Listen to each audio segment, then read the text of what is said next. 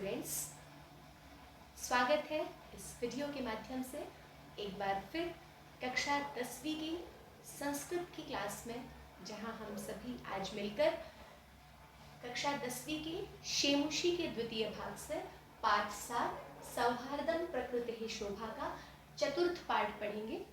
इससे पहले के 3 पार्ट्स में मैं पाठ के प्रारंभ के भाग को बहुत ही अच्छे से आपको समझा चुकी हूँ, जिसमें हमने पाठ की हिंदी के अर्थ के साथ साथ उसके भाषिक कार्य को भी समझने व जानने का प्रयास किया था। तो पाठ शुरू करो इससे पहले एक बार कहानी को रिकैपिचुलेट कर लेते हैं। अब तक हमने जाना कि किस प्रकार प्रकृति सौहार्दम शोभा, ये पाठ जो हमें एक संदेश देता है कि इस दुनिया का हर प्राणी, ईश्वर का बनाया हुआ हर प्राणी, भले ही वह वन्य जीव हो या फिर मनुष्य हो, उसको किसी न किसी खूबी से सराहा गया है। ठीक उसी प्रकार वन में जब से शेर सोता है और सोते हुए उसको कुछ बंदर और कुछ अन्य पक्षी जब परेशान करते हैं, सताते हैं, तो वह पक्षियों से क्रुद्ध होकर पूछता है कि क्या तुम्हें मुझसे डर नहीं लगता। और सिर्फ इसी सवाल के जवाब में ये पूरा पाठ है, जहाँ की सभी वन के प्राणी ये चर्चा कर रहे हैं, ये संवाद कर रहे हैं कि देखिए हम में से कौन बेस्ट राजा बनने लायक है। और सभी अपनी अपनी आत्मश्लाघा में, अपनी आत्म प्रशंसा में अपने अपने गुण बताते हैं। और फाइनली अभी जो हम आज पढ़ेंगे वो बगुले की बात है। तो इनका डिसाइड ये होता है कि जब बाघ और चीता आकर कहते हैं कि हम दोनों ही शक्तिशाली हैं, तो एक काम करो, हम दोनों में से किसी एक को राजा चुन लो हमेशा के लिए। तो इस पे जो शेर है वो कहता है कि नहीं भाई, तुम चुप हो जाओ, तुम क्यों राजा बनोगे, तुम तो मेरी तरह भक्षक ही हो। क्योंकि एक बंदर ने कहा था कि रक्षक कभी भी भक्षक नहीं हो सकता। तो शेर ये तर्क देता है कि तुम दोनों भी तो मेरी तरह भक्षक ही हो, इसीलिए हम विचार विमर्श कर रहे हैं कि हमारे अलावा कौन राजा बनने योग्य है। तो आइए आगे देखते हैं।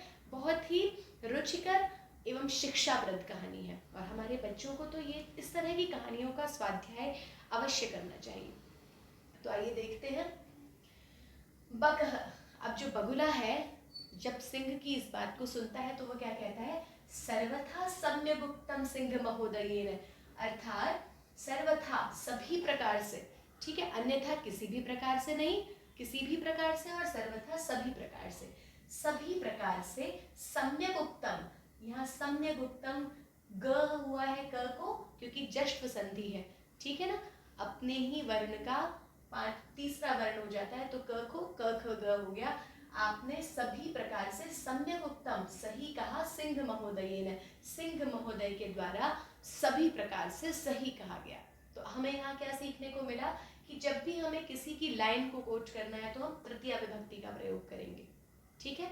आगे वो कहता है, वस्तुतः एव सिंहेन बहुकाल पर्यंतम शासनम कृतम, वस्तुतः वास्तव में ही एवं माने ही सिंहेन शेर के द्वारा बहुकाल लंबे समय तक, पर्यंतम तक, शासनम कृतम शासन कर लिया गया है, ठीक है ना।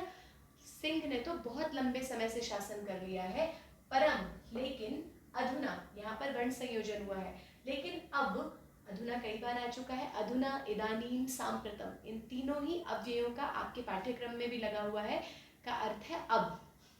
अब तू तो, कोपी, कोई भी, कह अपि, बहुत प्रचलित शब्द है ये, अवग्रह चिन्ह आया है, यहाँ पर पूर्व रूप संधि हुई है, विसर्ग को ओ होता है और ओ के संपर्क में ए के आ जाने से अवग्रह का निशान लग जाता है। कोपी, कोई भी, पक्षी एव, पक्षी ही, राजेति, राजा प्लस इति, कौन सी संधि हुई है, ध्यान दीजिए, आ और ई को ए हो गया, जी हाँ, गुण संधि। कोई पक्षी ही राजा इति निश्चेतव्यम, यह निश्चय कर लेना चाहिए, तव्यत प्रत्यय निश्चयार्थ में होना चाहिए, अर्थ में प्रयोग होता है इसका।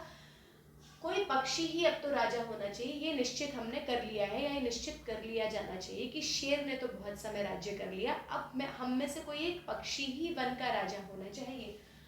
अत्र तु, यहाँ तो, संशीतलेशस्यापि, इस बात में, ठीक है, इस बात में, तू तो संशीतलेशस्यापि, संशीत कहते हैं संदेह को, संदेह लेश कहते हैं मात्र को, संदेह मात्र का भी, लेशस्य षष्ठी विभक्ति है, संदेह मात्र का भी अवकाशः स्थान एव ही नास्ति, नहीं है, भाई अब तो ये बात पक्की हो गई, इसमें तो कोई संदेह रहा ही नहीं। अब ये नया शब्द देखने को मिला है हमें, संशीतलेश। ठीक है, हम इसको संस्कृत में और जगह भी प्रयोग कर सकते हैं। संदेह मात्र का या थोड़ा सा भी संदेह नहीं है इस बात में तो कि अब तो कोई पक्षी ही राजा होना चाहिए। तो अब आगे जो सारे पक्षी होते हैं वे इस बात से राजी हो जाते हैं। वो क्या कहते हैं? सर्वे पक्षिणः, सारे पक्षी मिलकर कहते हैं। देखिए, सर्वे भी प्रथमा का बहुवचन है, पक्षिणः भी प्रथमा का बहुवचन है। सर्वः, सर्वौ, सर्वे, ऐसे रूप चलते हैं इसके। सभी पक्षी मिलके क्या कहते हैं? ये भी एक अव्यय पद है, पर इसके रूप, अव्यय पद नहीं है सॉरी, सर्वनाम पद है। इसके रूप चलते हैं और हमें इसका ध्यान जरूर रख लेना चाहिए, क्योंकि हमें चित्र वर्णन में, वाक्य निर्माण में ये बहुत काम आ सकता है। तो सर्वः, सर्वौ, सर्वे, सर्वे पक्षिणः, सभी पक्षी ऊंची आवाज में क्या कहते हैं? आम, आम, आम कहते हैं हाँ को। हाँ हाँ, कश्चित खगः एव, कोई खगः पक्षी ही, एव ही, वनराजः, वनराज, भविष्यति, होगा, इति, सारे ऊंची आवाज में कहते हैं भाई अब तो कोई पक्षी ही राजा होगा। ठीक है, आगे क्या होता है? अब ब्रैकेट में लिखा है परम, लेकिन, कश्चित अपि। अब यहाँ पर कश्चित प्लस अपि क्यों लिखा है मैंने? क्योंकि यहाँ पर भी त के साथ में स्वर आया है, तो जश्न संधि का नियम घट गया, ये कश्चिदपि हो जाएगा। जब आप पाठ को पुस्तक में देखेंगे तो ये कश्चिदपि लिखा हुआ है। कोई भी खगः, पक्षी, आत्मानं विना, अपने बिना, आत्मा, आत्मानं खुद को कहते हैं, स्वयं के बिना, न अन्यम, अन्य किसी को, कम अपि, अन्य किसी को भी, अस्मै, इस, पदाय, दोनों में चतुर्थी विभक्ति है, विशेषण विशेष्य है, दोनों, अपने बिना कोई पक्षी किसी दूसरे को तो अस्मै पदाय, इस पद के लिए, योग्यम, योग्य, चिंतयन्ति, योग्य सोचते ही नहीं है, यहाँ से नया आएगा, योग्यम न चिंतयन्ति। अब ये चिंतयन्ति इति क्रियापदस्य कर्तृपदम किम? तो अब हम क्या देखेंगे? चिंतयन्ति जो है बहुवचन का है। इस पूरी पंक्ति में हम ढूंढेंगे क्या कोई बहुवचन का शब्द प्रयोग हुआ? खगः एक वचन का है, नहीं हो सकता। बलराज है, ये तो अगली पंक्ति है। खगः यहाँ पर भी एक वचन का है और आगे भी कहीं पर भी कोई एक वचन, बहुवचन का शब्द नहीं है। तो अब दिमाग लगाइए, चिंतयन्ति, कौन सोच रहे हैं? कौन सोच सकते हैं? जी हाँ, ये रहा वक्ता। सर्वे पक्षिणः इति चिंतयन्ति क्रियापदस्य कर्तृपदम। ठीक है, थोड़ा सा लॉजिकल सोचना होगा, जो बोलने वाला है वही सोच रहा है। तो इस पद के लिए अपने अपने आप को, अपने से अलग तो कोई दूसरे को योग्य समझता ही नहीं है। तर्हि तो कथम निर्णय भवेत्, कथम कैसे, निर्णय भवेत् होगा या होना चाहिए। भाई अपने बिना तो कोई दूसरे को सोच ही नहीं रहा है, अच्छा मान ही नहीं रहा है, तो फिर निर्णय कैसे लें? तो बड़ी अच्छी समस्या आ गई। तदा, तो, तहि, सर्वहि, उन सब के द्वारा, तृतीया विभक्ति का बहुवचन है, उन सब के द्वारा, गहन निद्रायाम, गहरी निद्रा में, सप्तमी विभक्ति का एक वचन है, गहन निद्रायाम, गहरी निद्रा में, निश्चिंतम, निश्चिंत होकर, स्वपंतम, सोते हुए, उलूकम वीक्ष्य, उलूकम, उल्लू को, वीक्ष्य, अब यहाँ पर ल्यप प्रत्यय हुआ है, वह उपसर्ग पूर्वक इक्ष धातु है। ठीक है, वीक्ष्य, इक्ष माने देखना होता है। उलूक को देखकर, विचारितम, उन सब ने सोचा, यत् की, एषः, अब मैंने फिर यत् प्लस एषः लिखा है, त के साथ फिर कोई स्वर आया तो त को क्या हो जाएगा? अपने ही वर्ग का तीसरा वर्ण हो जाएगा, त, थ, द, यदेषः। ठीक है, यत् की, एषः, यह, आत्मश्लाघाहीन, जो उल्लू है ये उसके लिए है। एषः इति सर्वनाम पदम कस्मै प्रयुक्तम, यह किसके लिए कहा गया है? ये प्रश्न भी आ जाता है कि सर्वनाम पद किसके लिए प्रयुक्त हुआ है, तो आप बताइए किसकी बात चल रही है? जी हाँ, उल्लू के लिए। एषः इति सर्वनाम पदम कस्मै, चतुर्थी विभक्ति का एक वचन है, तो आप उल्लू की भी चतुर्थी विभक्ति लगाएंगे और क्या लिखेंगे? उलूकाय प्रदत्तम। ठीक है, कि एषः, यह उल्लू, आत्मश्लाघाहीन है, अपनी प्रशंसा से हीन है, अपनी प्रशंसा नहीं करता। ठीक है, पद निर्लिप्त है और इसे किसी भी पद की लालसा नहीं है।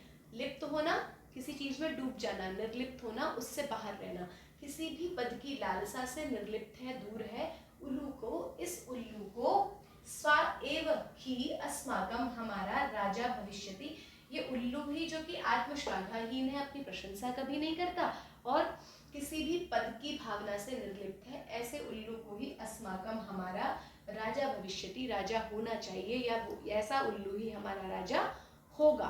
ठीक है, तो अब आगे देखते हैं क्या होता है। परस्परम आदिशन्ति च, सोच लिया इन्होंने तो कि हमारा उल्लू ही राजा बनेगा, क्योंकि अपनी प्रशंसा नहीं करता। हम सब ने तो अपनी अपनी बड़ाई कर ली, अपनी प्रशंसा कर ली, अपनी स्तुति कर ली। एक ये उल्लू ही बचा है जिसने नहीं कहा, तो इसको राजा बना देता है।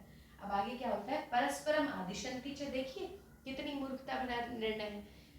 च और परस्परम, एक दूसरे को आदिशन्ति, आदेश देते हैं। अब ये भी आदिशन्ति इति क्रियापदस्य कर्तृपदम किम, जी हाँ, दोबारा से सर्वे पक्षिण है, जो वक्ता है वही क्रियापद का कर्ता होगा। एक दूसरे को आदेश देते हैं। तत् आनीयंताम, तो आनीयंताम, लाइए, ले आइए, ले आइए। नृप अभिषेक संबंधिनः संभारः, नृप राजा के अभिषेक संबंधी संभारा, जितना भी सामान राजा के अभिषेक के लिए। अभिषेक किसको कहते हैं, जब किसी राजा का सिंहासन आरोहण होता है ना, जब किसी को राजा बनाया जाता है तो उस क्रिया को नृपाभिषेक कहते हैं। नृप अभिषेक, नृप के तिलक संबंधी, नृप के अभिषेक संबंधी संभारा, संभार को इति ले आइए, ऐसा उन्होंने कहा। इति मतलब ऐसा। अब क्या होता है, सर्वे पक्षिणः, फिर से दोनों एक वचन, प्रथमा विभक्ति का बहुवचन है, सारे पक्षी। सज्जायै, चतुर्थी विभक्ति है, अर्थात सज्जा के लिए। गन्तुम इच्छन्ति, जाना चाहते हैं। तर्हि, तब। अनायास एव, अचानक से ही। अनायास कहते हैं जो हमने सोचा नहीं और अचानक से कोई भी ऐसा कुछ हुआ तो उसे अनायास कहते हैं।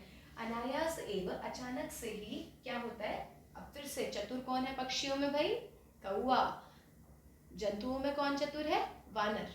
तो कौआ क्या कहता है, अट्टाहस पूर्णेन स्वरेण, अट्टाहस हमने पहले भी पढ़ा था, अट्टाहस भरे स्वर में हा हा हा हा करते हुए क्या कहते हैं, सर्वथा अयुक्तम एतत्, सर्वथा सभी प्रकार से। यहाँ पर भी आया था अयुक्तम, अयुक्त मतलब योग्य नहीं है। एतत्, यह अयुक्तम, अयुक्त है, अयोग्य है, उचित नहीं है, अनुचित है, ये सर्वथा अनुचित है भाई।